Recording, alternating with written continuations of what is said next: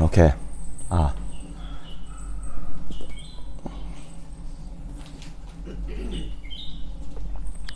So stanza 11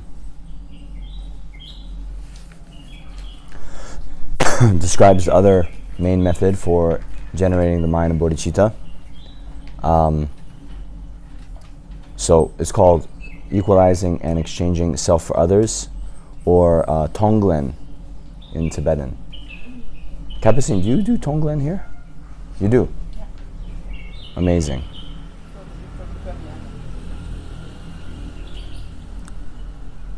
Okay. So all suffering comes from the wish for your own happiness. Perfect Buddhas are born from the thought to help others. Therefore, exchange your own happiness for the suffering of others. This is the practice of Bodhisattvas.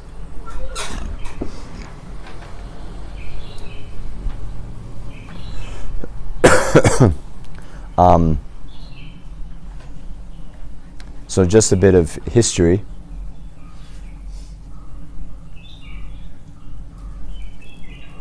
Thank you. Oh.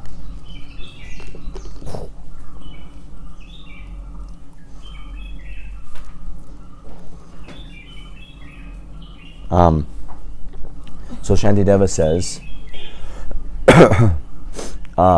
those who wish to quickly free themselves and others from suffering should practice the great secret, equalizing and exchanging self for others.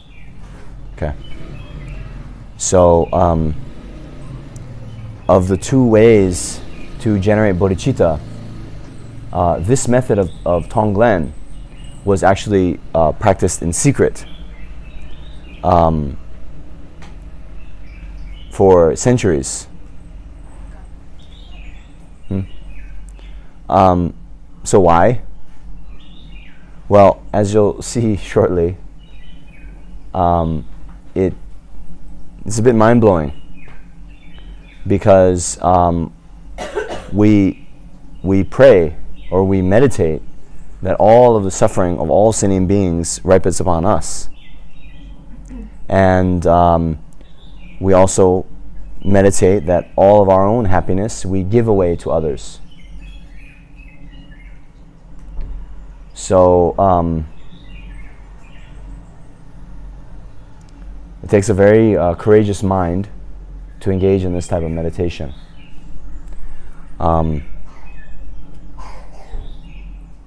Nonetheless, you see, in Tibet, after a certain point, the masters decided that although most people who hear about this way of meditating will freak out and not be able to do it, those who are able to do it and are not kind of afraid, they're going to get very, very good results. Okay?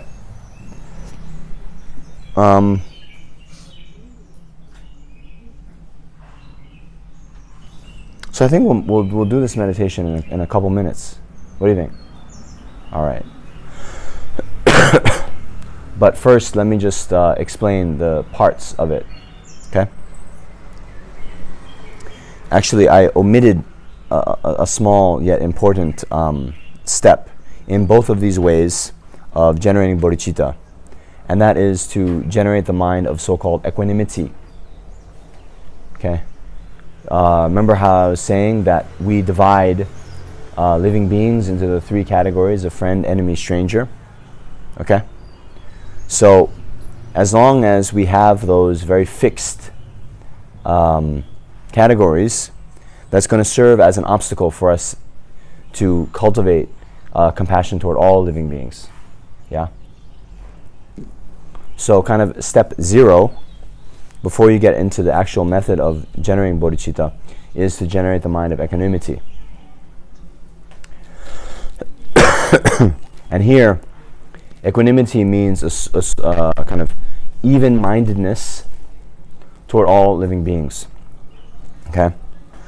And the 7-point cause and effect instructions and the equalizing and exchanging self for others has a little bit different way of meditating on equanimity. Okay. The 7-point cause and effect instructions, how you would meditate on equanimity, is to contemplate the uncertain nature of our relationships. Okay. So right now, our small group of people that we care about a lot, then, well, they have also been our murderer. They have been our, enemy. Because since beginningless time, we've had all of these types of relationships with everyone, countless times, So although they've been our mother, they've also been our enemy. See? So it's just based actually on a very short-term view that we consider this person to be a loved one, right? But in actuality, since beginningless time, we've had all of these relationships in flux over and over again. So, given that that's the case, then whom should we have attachment for? And who should we have aversion? And even, in this very life, you can see, forget about past, future lives, but, like all of your playmates when you were 8 years old, when's the last time you've even talked to them, right? Huh? You understand? So, in any case, since our relationships are in flux, since they're constantly changing, and at one point, our best friend now had been a stranger, right? And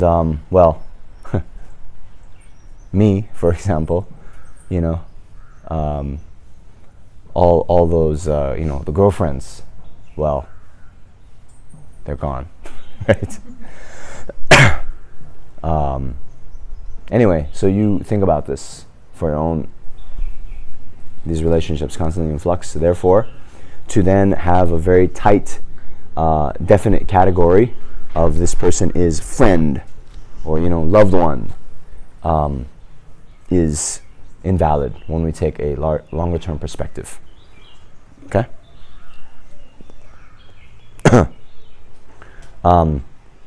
Then,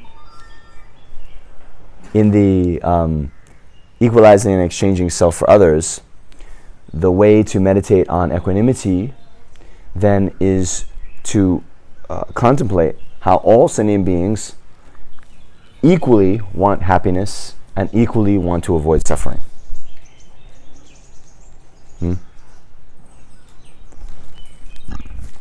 So, they say in the text, right? Like if 10 beggars came to you, all with the same level of poverty, then there would be no valid reason to only help one and not help the others, because they're all equally in need. You see? So similarly, all of the sentient beings who are drowning in the ocean of samsaric suffering, there's no valid basis to differentiate. Okay?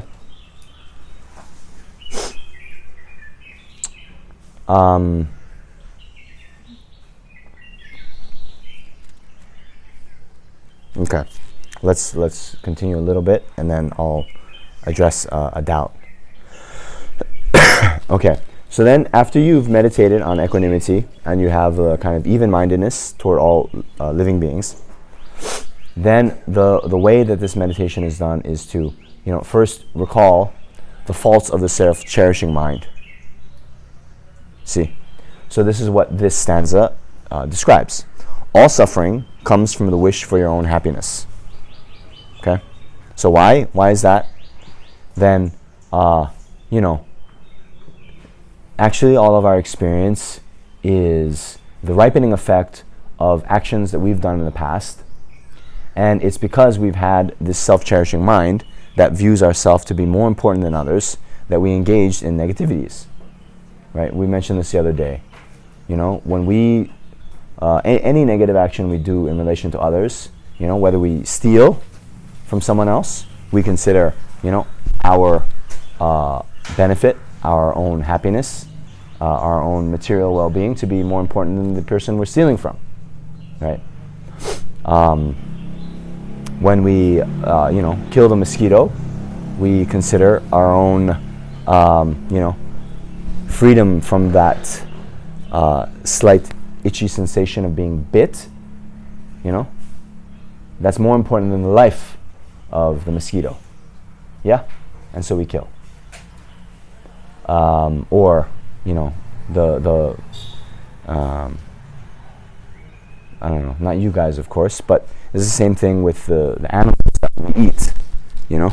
It's more important that we have a nice chicken cordon bleu, right? Huh?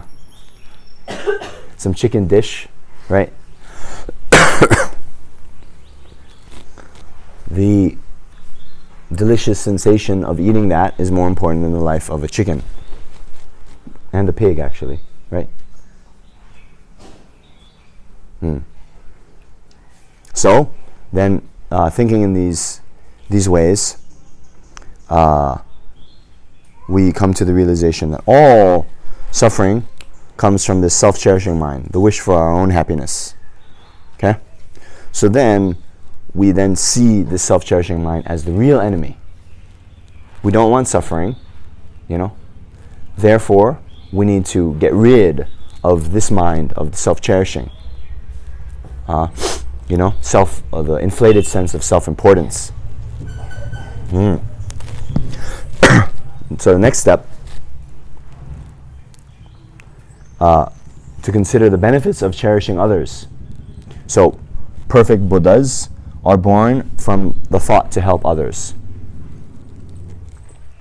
So actually, I mean, as Shantideva said, that you know, all the suffering that exists in the world comes from the wish to benefit yourself, while all the happiness and goodness that comes in the world comes from the wish of benefiting others. So not even just the state of full enlightenment, but every happiness, you know. When we enjoy material resources, it's because we practiced generosity in the past. And we practice generosity when we cherish the other one more than ourselves. You know, the fact that we have a good rebirth like this is because we engaged in a perfectly moral, you know, ethically disciplined life. So then even when we abstained from killing the mosquitoes or the chickens, it was because we thought, okay, yes, it's not worth it. I cherish this one's life, and you know, not killing, refraining from killing. Then all the other you know, virtuous minds, like patience, you know, being calm and not retaliating in the face of attackers or people that harm us, is because we also see, well, cherishing the other one and you know, generating compassion. Okay. So anyway, you see, seeing that the real enemy is the self-cherishing mind, and seeing that, you know, the source of all of our happiness, up to including complete enlightenment, is this thought of cherishing others, benefiting others, then, whereas before, when we say equalizing and exchanging self for others, right? Remember, now, most of our energy, our effort, is going into benefiting ourselves, and then we have very little energy and effort that goes to benefiting others. So when we say equalizing and exchanging self for others, it doesn't mean we think, okay, I am you and you are me, but rather the level of concern that we have for others, we exchange with the level of concern we have for ourselves. You understand? Whereas before, it was the most important thing, almost 24 hours a day, always searching for ways to make ourselves happy. Then we exchange that and instead look for ways to benefit others. Okay?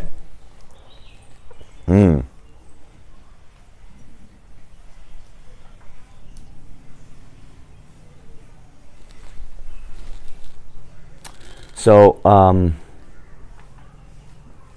having meditated in that way, then about the faults of self-cherishing and the benefits of cherishing others, then we do the main body of the Tonglen meditation. Excuse me.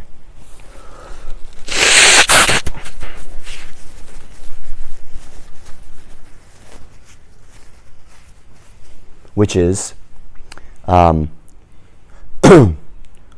we imagine that all the suffering that sentient beings are experiencing, collects within their heart, in their chest cavity. And then we do this meditation conjoined with the breath. So as we breathe in, we imagine that all the suffering of sentient beings, we inhale, we breathe in from others. Okay? And this comes in the form of black smoke. Okay? So here it's very important to be specific also, right? So all the various diseases, if we believe in the, other realms of existence, we can think that we're taking on all the suffering of the beings in the hot hells, in the cold hells, all the beings in the animal realm, all the chickens who are being executed today, right? So be very, make it tangible, make it real for you. And even among human beings, all the various diseases, all the suffering of people who are poor, who are lonely, who have disturbed minds and so forth, we imagine that we take that on. We take it away from them. And in this case, we not only just breathe it in, but we imagine that our own self-cherishing mind is like a black ball, black ball and a heart. And when we breathe it in, it obliterates the self-cherishing mind. Okay? So that's the taking, giving and taking. So actually, the taking is first. Okay? Then, the giving, we imagine that our body, our possessions, even our positive karma or our merit, we imagine that we breathe that out and make charity of it to all sentient beings. And it becomes everything that they need for their temporary and ultimate happiness. Right? So, those who are hungry, it becomes food. Those who are thirsty, it becomes drink. Those who need medicine, it becomes medicine. Those who need, a friend, it becomes a friend. So again, we be very specific with the kinds of happiness that sentient beings are lacking, and we give it to them. Okay?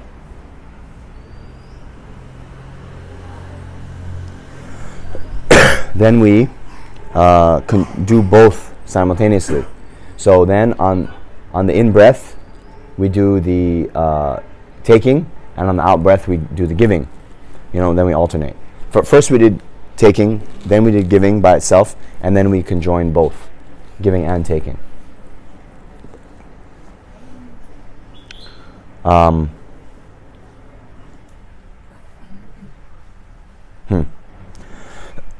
Then, over the course of this meditation, right, toward the end, we should actually think that according to our own visualization, that it's been successful, and that all sentient beings actually are now totally free of all suffering and have attained the state of highest perfection, that of enlightenment. Okay? And yeah, you can do this in a variety of ways, but if you have a particular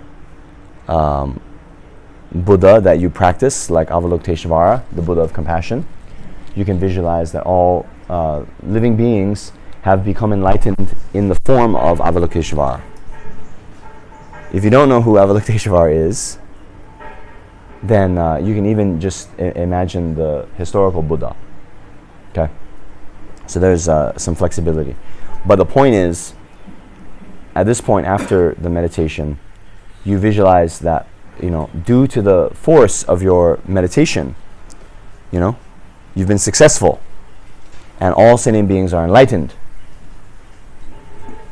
And then, after you do that, there should be such joy, unbelievable joy, because your deepest aspiration that you've had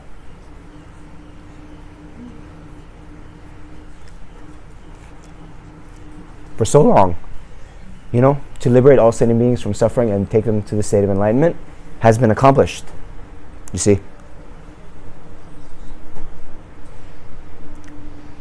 So, can you imagine? Such joy should arise in your heart.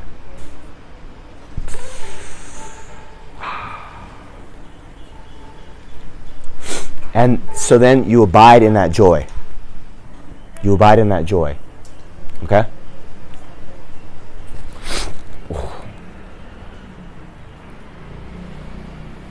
Okay. So then, depending on you, okay, after that joy arises, since we do have a kind of uncontrolled mind, then although we might be able to fix on that joy for a few minutes, eventually it will degenerate. Okay? So depending on how long you have to do this meditation, you can then top it up again, and come to that conclusion, and think again and again that all sentient beings have become enlightened, and that all of your deepest aspirations have been fulfilled. You can do that a few times. Okay?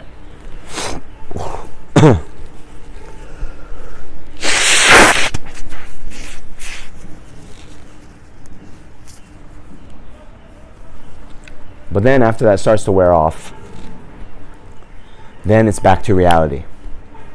Yeah. And then when you come down from that joy, you then think, oh, wait a minute. This was just my visualization. This was just my meditation. In actuality, all sentient beings are not enlightened. All sentient beings are still suffering.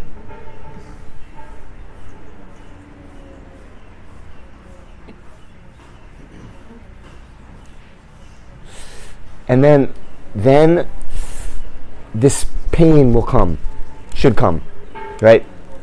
Just 2 minutes ago you were thinking all sentient beings have been enlightened, all sentient beings are free from suffering. Then it's like you've woken up from the most amazing dream, right?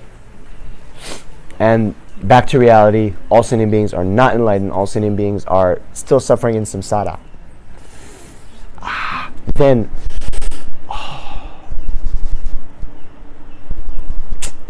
it's the greatest loss, the greatest disappointment.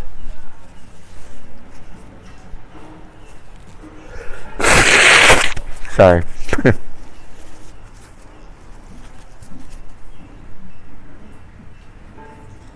Okay?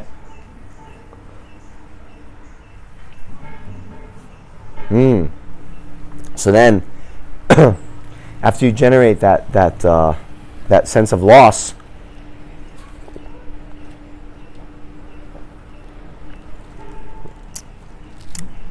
and the pain comes in your heart, okay?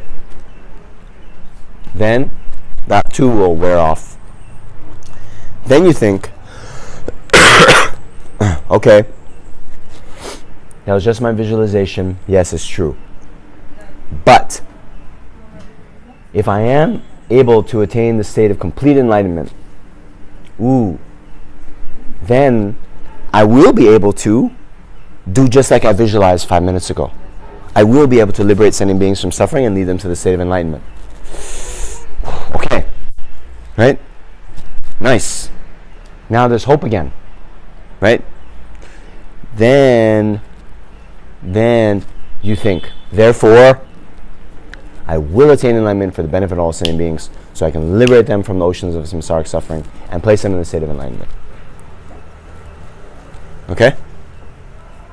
You understand?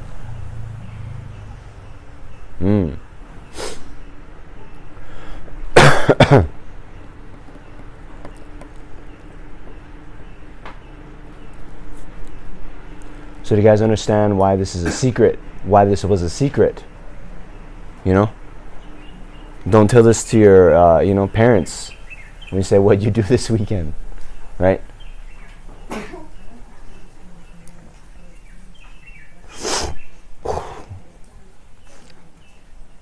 So, a few things should be said now. One, I don't know if any of you had this thought. Wait a minute. When I envision that all the suffering, disease, all the undesirable things are ripening upon me, is it really going to happen? Did anyone have that doubt? Yes. So usually there's one or two who think like this. So what I like to say is,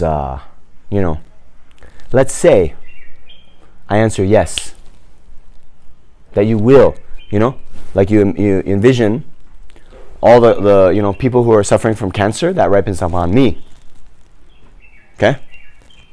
So let's say, for the sake of argument, yes, you will get cancer, but all the beings who have cancer, they'll be free. So what do you think? You do the meditation? No, you don't have to answer. You all think, in your own hearts, you see.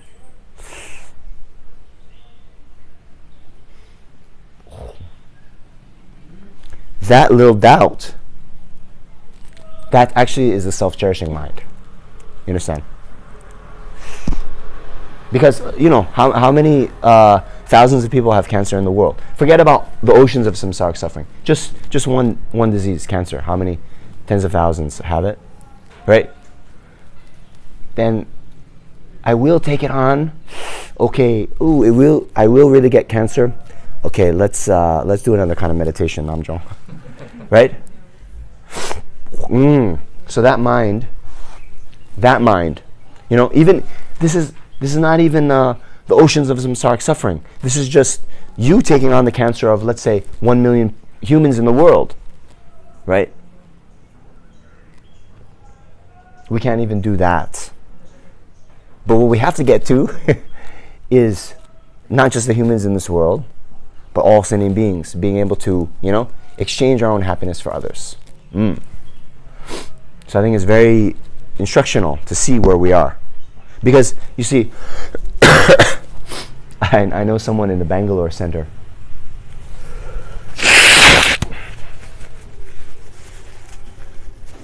We do this Tonglen meditation.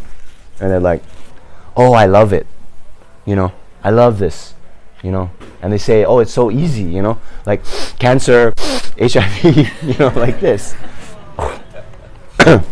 So I get a bit skeptical. Because it shouldn't be easy if we're really doing it right.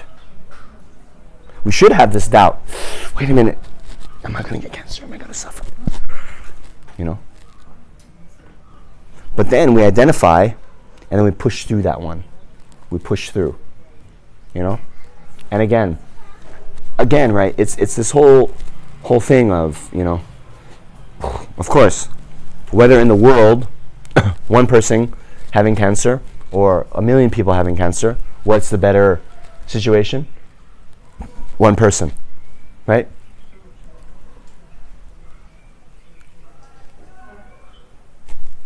Even if it's you, right? And actually, especially if it's you.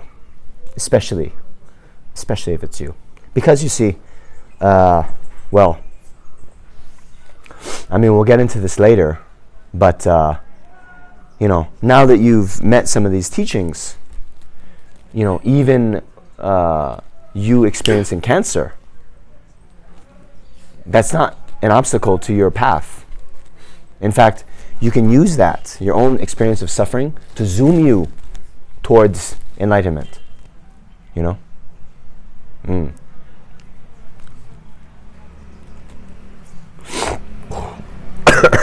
Okay.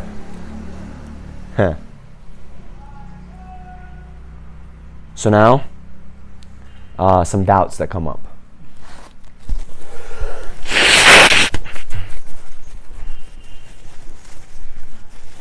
In an intro course I did some years ago, up in Dharamsala, I met someone, and he had a lot of problems with this meditation. Okay. So what had happened some years ago, he got into a bar fight. Okay, and someone took a beer mug, a beer stein, and bashed the back of his head. Okay, and it damaged his spine, such that he was paralyzed, couldn't walk. And then after many years of difficult physiotherapy, he did get a lot better, but still he walks with a kind of limp, and it did have long-lasting effects on his physical as well as cognitive ability.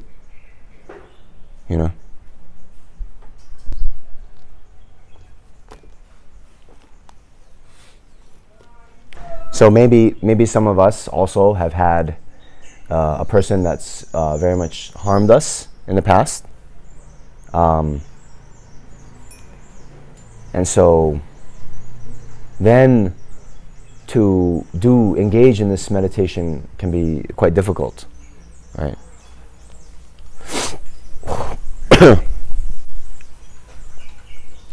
But I think it was actually due to the blessings of my guru. When I was talking to him about this thought came to my mind. Okay? Whereas most of the time, the people that have harmed us, we harbor that anger, right? And we think that, well, us being angry at them will somehow, prevent them from engaging in such negativity in the future, right? Right? This is why like tit for tat in war, right? You attack my country, then I'll attack you, then you'll think twice about attacking again. Teach you a lesson, right? So, putting that aside for the time being, I asked this person, this perpetrator of your attack, right? You never want them to harm anyone else ever again, right? Yes. Right? And therefore, you want them to be completely free of their own anger and, jealousy and all the disturbing minds, right? Right. And you want all their activities, everything they do, to be most beneficial for all other living beings, right? Right. Okay.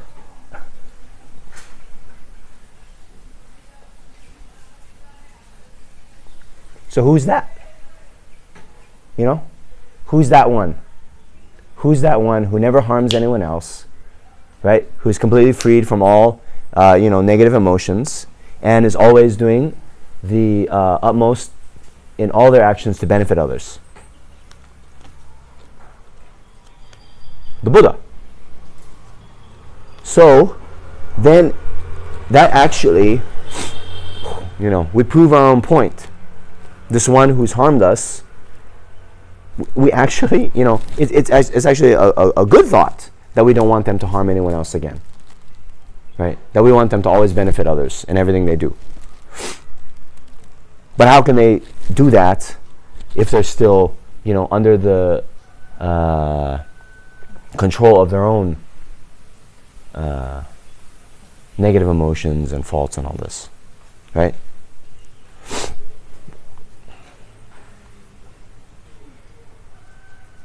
Anyway,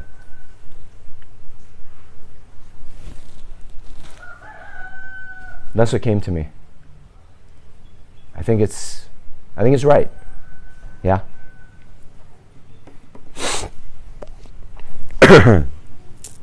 Now, a question came up in the break about what this means in terms of accountability, right? So this isn't then to say that, blaming the victim, or that everything is okay and all this, right?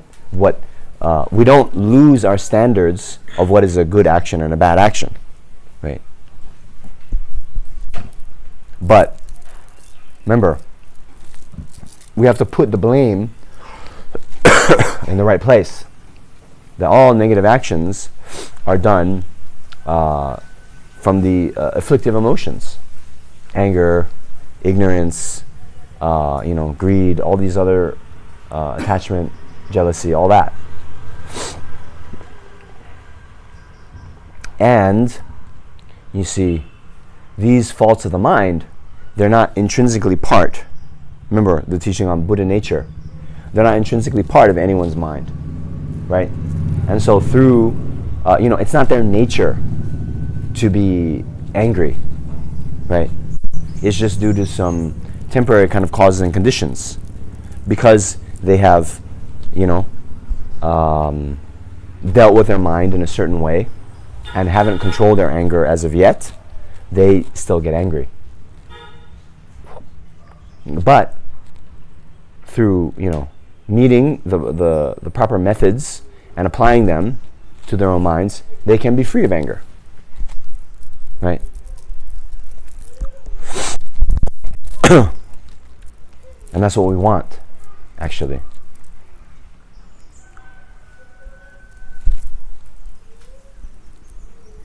How does that sound? Okay.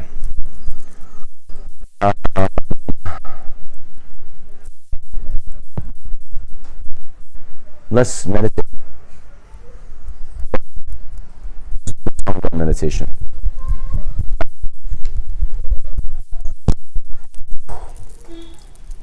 What do you think? Oh, by the way, you're not going to get cancer. Well, you might get cancer, but not from doing this meditation. If I get cancer, I would like to get it from nice. meditation. I have a question. Okay. Meditation. Let's say we are imagining adopting cancer. Can we treat cancer as an entity? Can we what? Treat or perceive cancer as an entity. As an entity. Instead of a disease. Well, I mean, seeking release or relief. What's that? The entity itself seeking release and relief. Yeah, I mean, okay, if you're going to take a kind of other view about disease, don't, for this purpose, for this meditation, we should think that, the kind of worldly way, right? That cancer is a disease that causes a lot of suffering and even death in many people, right? And since we want beings to be free of that, then we take it on from them, you know.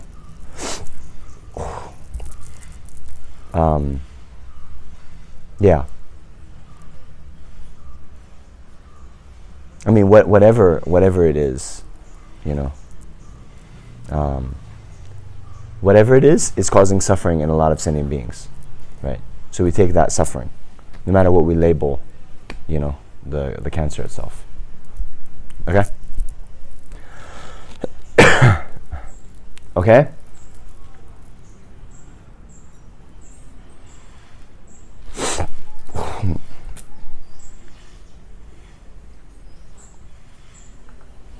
Okay. So,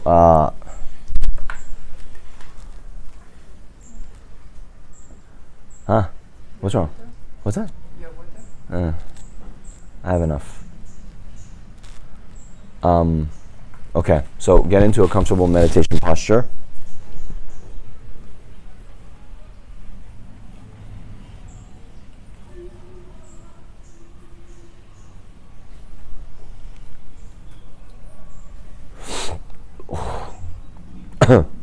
And take, just spend maybe 1 minute getting in contact with your breath.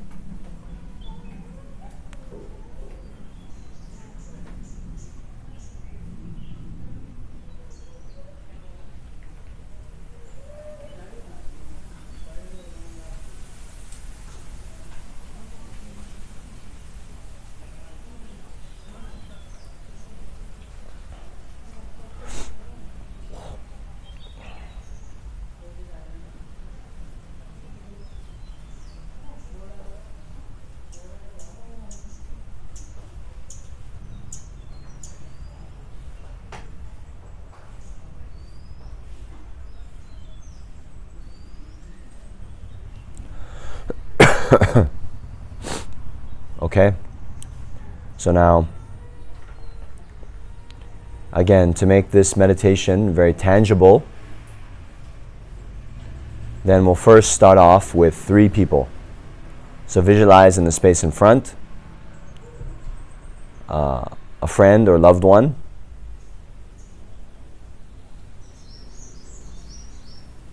a so-called enemy or someone that we have difficulty dealing with, who gets on our nerves, who annoys us.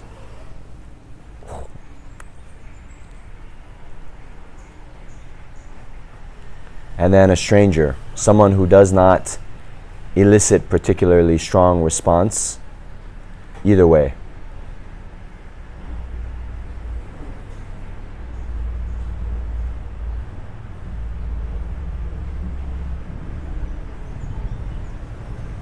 And then notice how when we visualize our loved one, a natural feeling of care and concern comes.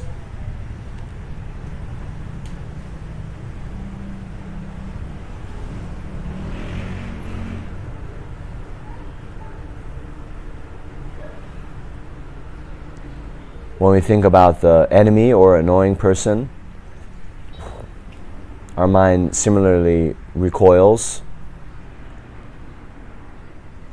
There's no feeling of warmth or closeness.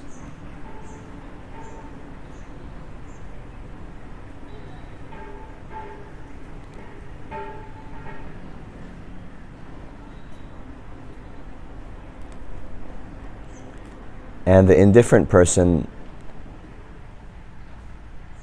doesn't elicit any kind of response, good or bad.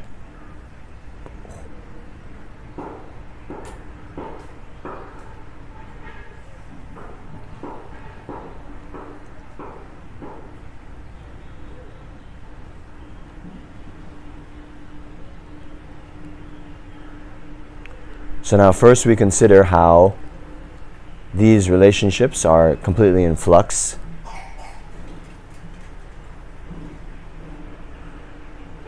That our mother or our loved one has also been, our murderer, has been our enemy. The person that we consider to be an enemy has also been our mother countless times. And the indifferent person also, has been our mother countless times.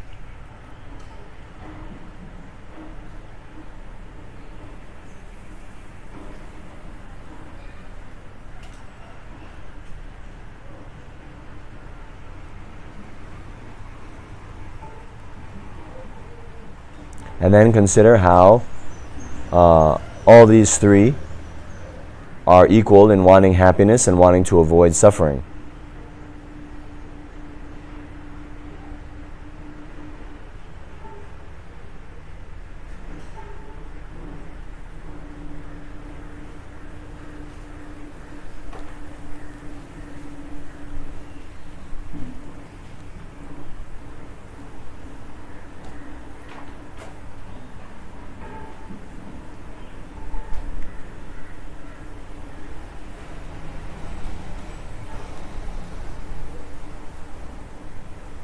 And so, since their desire to be free from suffering is the same, and the level and amount to which they suffer is also the same, then think, there's no valid reason why we would then only work to benefit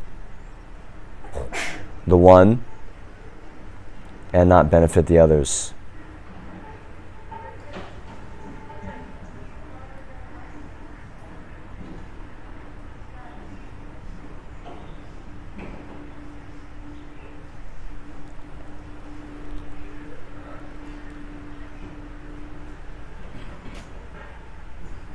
So as we go through this meditation, follow along with my words, and then at each step in the meditation, then after you've done the analysis, after you've gone through the process of reasoning, when you come to that conclusion, then hold your mind on that conclusion and let it sink in.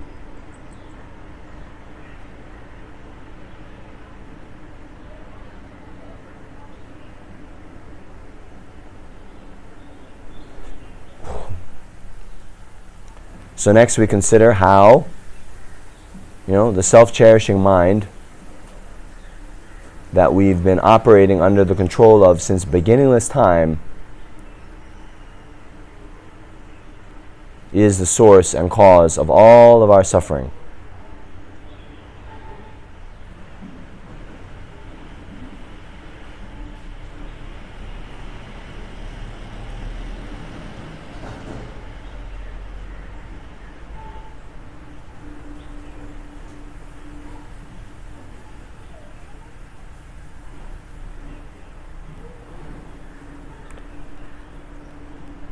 And then think that the mind of cherishing others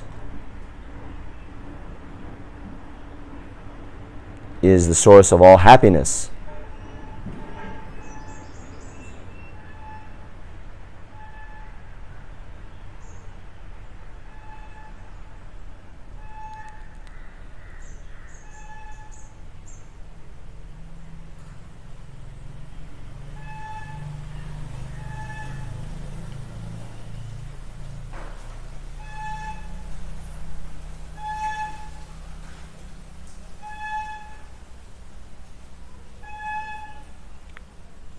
So now, seeing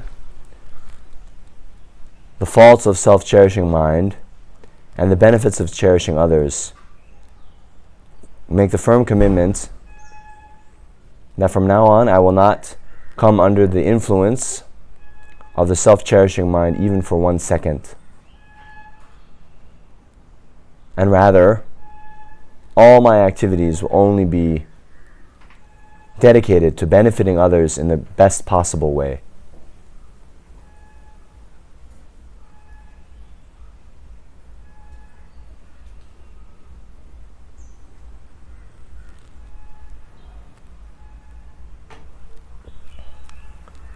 So now the actual Tonglen.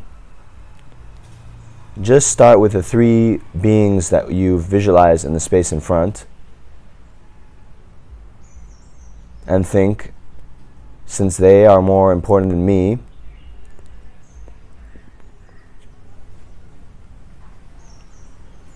I will take on their suffering.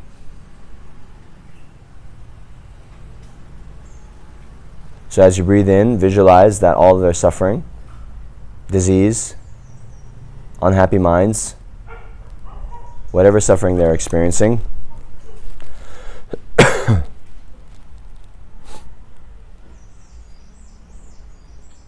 imagine that it collects in their chest cavity, and as you breathe in,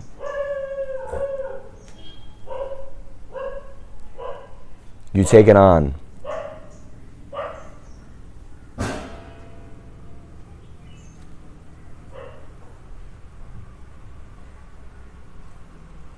So you visualize it in the form of black smoke, which then comes to the heart, where there is a, your own self-cherishing thought in the form of a black ball.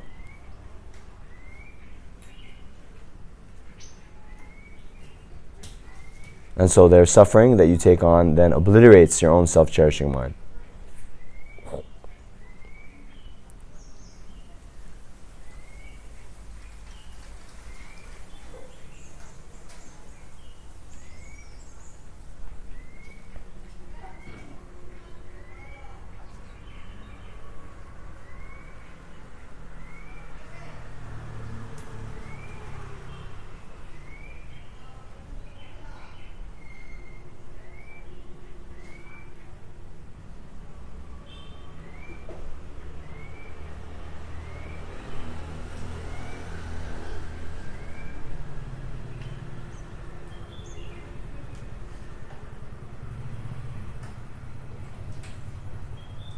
Then we think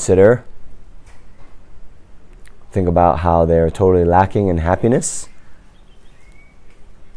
And therefore, as we exhale, we visualize giving our own body, our possessions, even our virtuous karmic imprints. We make charity of this to these three that we visualize in the space in front. And it becomes everything they need for both their temporary as well as, ultimate happiness.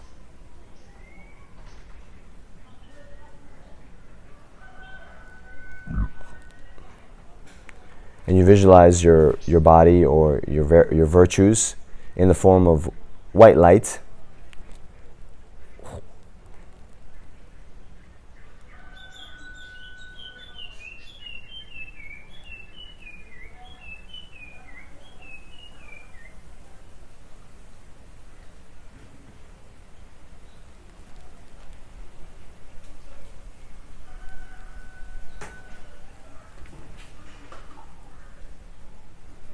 And then we continue with both practices of giving and taking. So you can imagine that as you breathe in, their suffering comes in the form of black smoke that goes into your right nostril. And then as you exhale, all of your virtue, your body and possessions, then ripens on sentient beings by, as you exhale, it goes through your left nostril.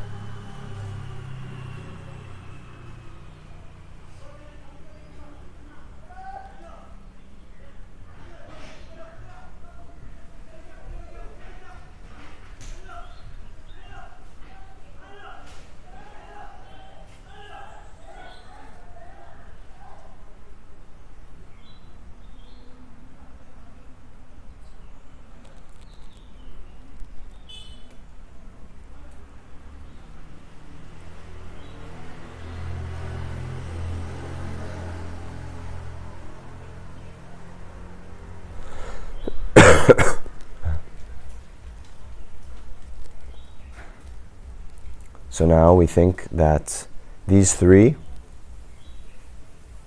have been completely liberated from all their suffering and have attained the state of enlightenment.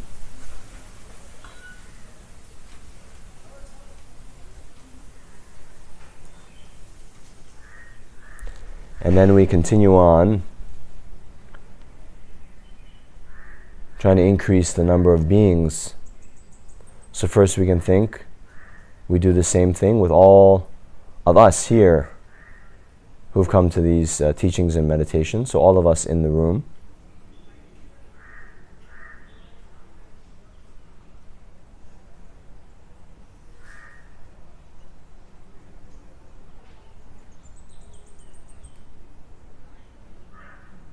So again, as we inhale, we take on the sufferings of all of the beings in this room.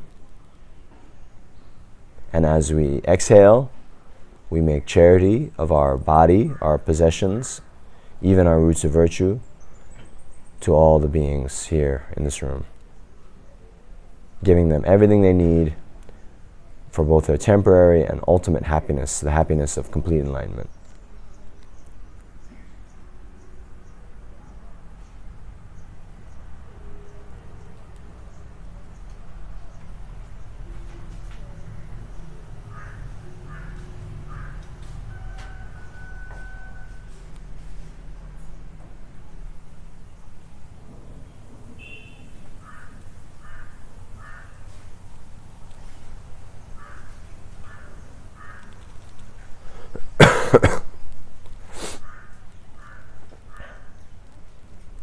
Then we continue to expand, and we can think that we're taking on the sufferings of all sentient beings here in Arambol.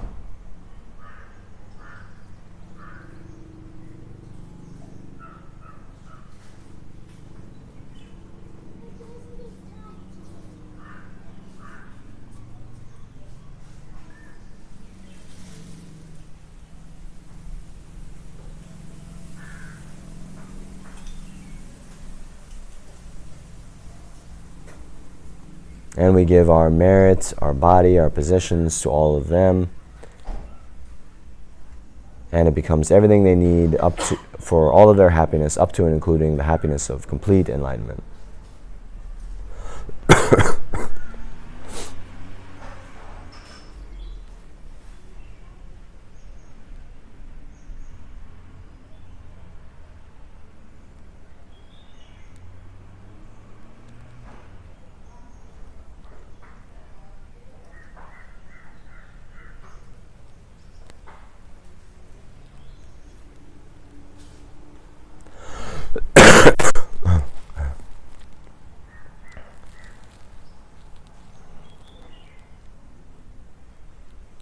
Then we continue and take on all the sufferings of all the people in Goa.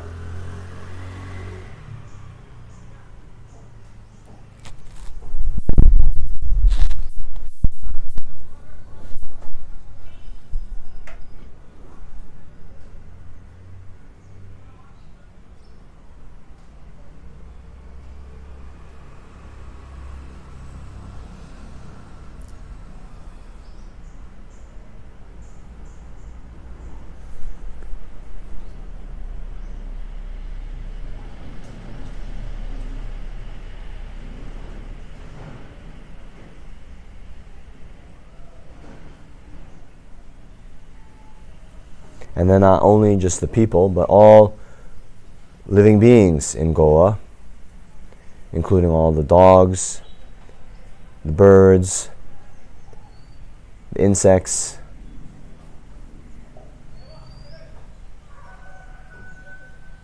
the cows, the chickens, all the fish.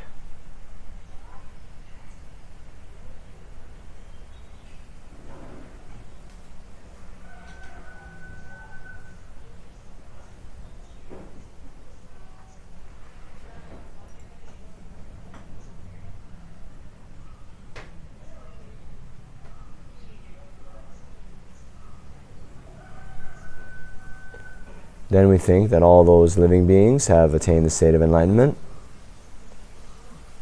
generate some joy, and then continue on. All the beings, not just humans, but all the beings here in India,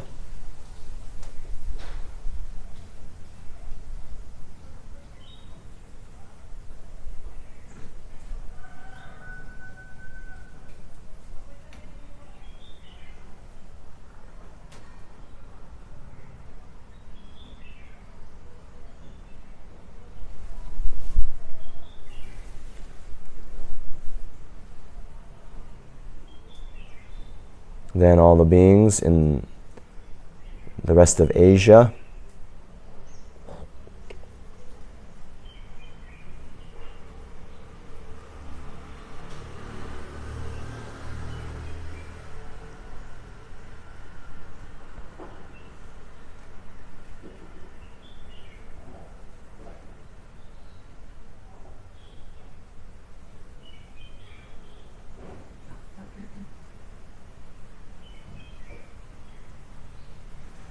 then all the beings in the rest of the world,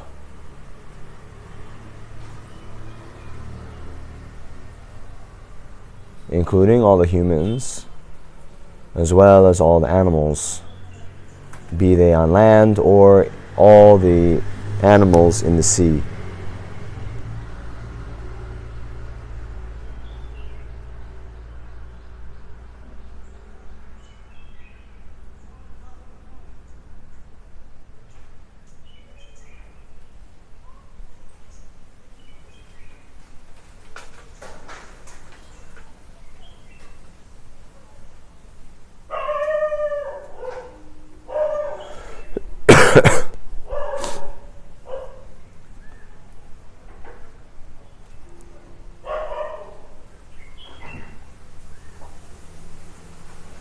Then gradually continue expanding our area of concern to the Milky Way galaxy, all the living beings in our galaxy,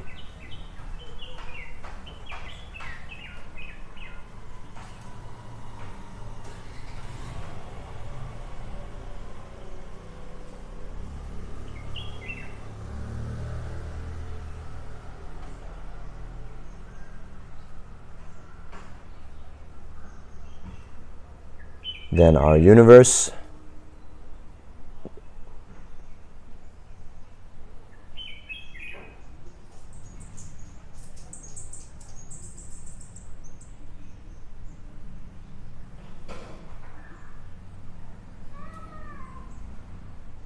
then finally all of existence.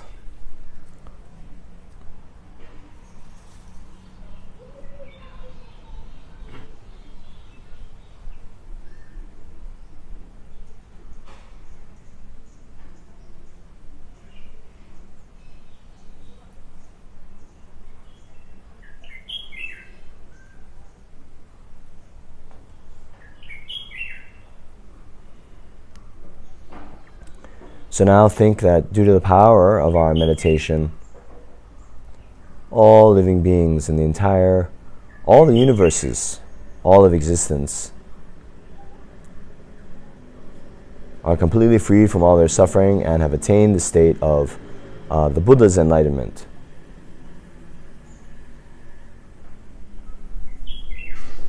So you can visualize or try to visualize that, on every atom there's a Buddha, and that no suffering sentient beings exist whatsoever. And rather that the whole sphere of existence is completely filled with Buddhas.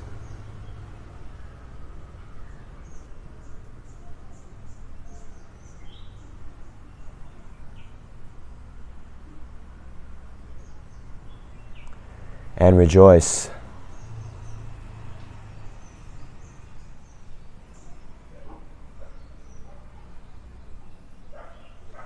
Everything that we've ever wanted, our deepest aspirations, has now been fulfilled.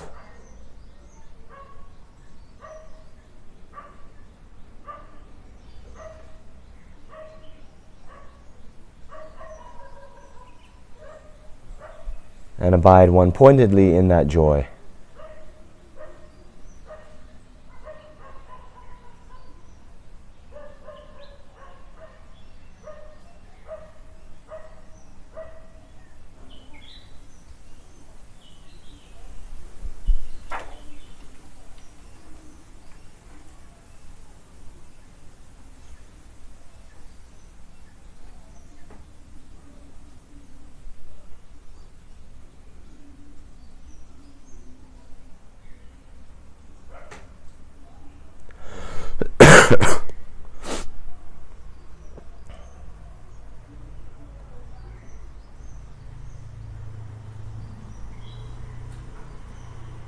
But now we think,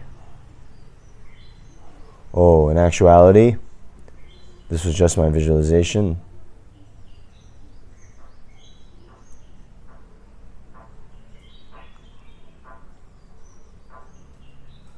And in actuality, all sentient beings are not liberated from suffering.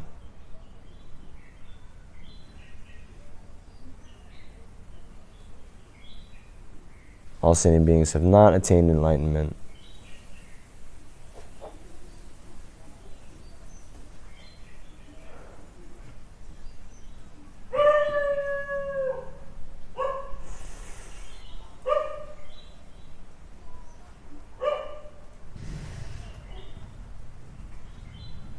And hold your mind on that sense of loss, of utter disappointment.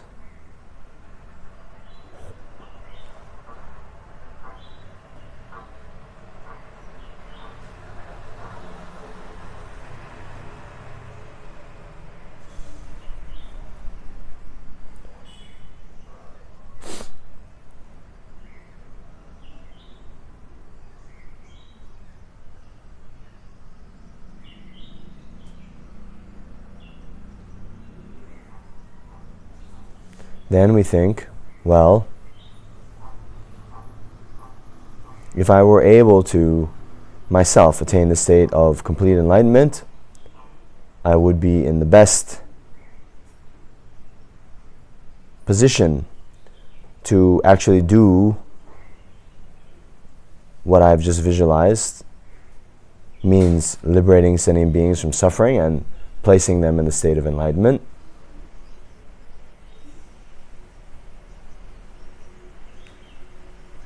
Only then will I have the necessary qualities, wisdom, etc.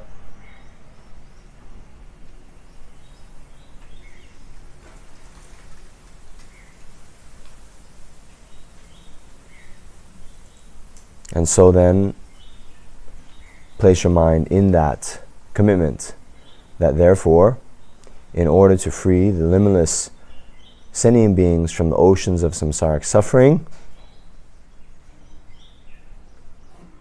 and place them in the state of complete enlightenment of all the faults of the mind and suffering, I myself will, no matter what it takes,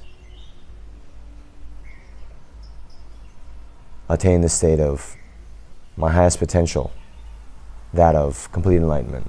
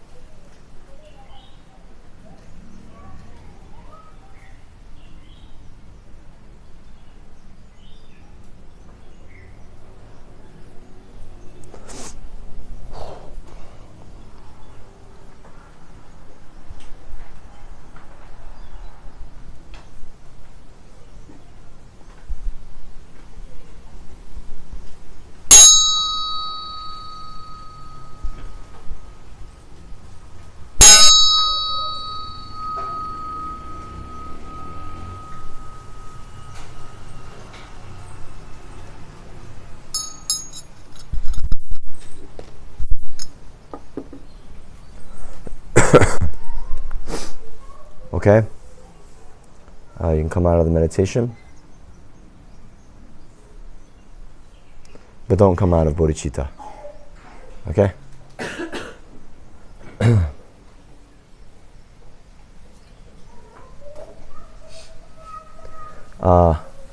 So that was analytic meditation